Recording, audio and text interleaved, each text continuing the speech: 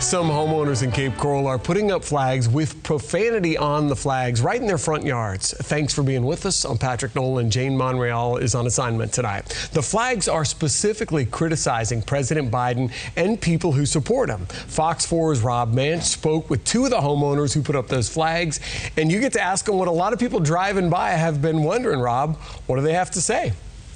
Yeah, well, Patrick, each of the homeowners I spoke with told me they felt like they were simply expressing their opinion.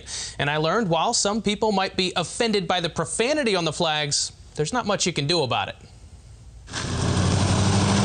Flying high above Southwest 13th Street in Cape Coral are the words. Out of respect for the Oval Office, we're not going to say it, but you can read it on your screen. And the folks flying these flags say that message is for all of you who voted for President Joe Biden.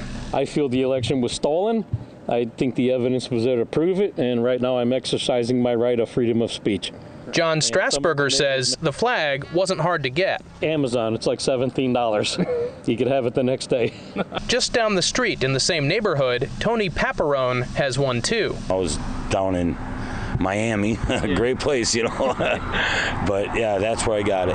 Paparone says he's mostly received compliments on the flag, but he did have one neighbor get concerned. I talked to the lady, I even said, and she goes, well, it doesn't really offend me. It's just the fact that I have small kids and they read it. I'm like, well, sorry. And sorry is all Paparone is obligated to say, according to the city of Cape Coral. The city told us, quote, the city's code does not regulate the content of signs. However, the code does regulate the size and number of signs allowed on private property. At least one of Strasburg's neighbors tells us he's cool with it.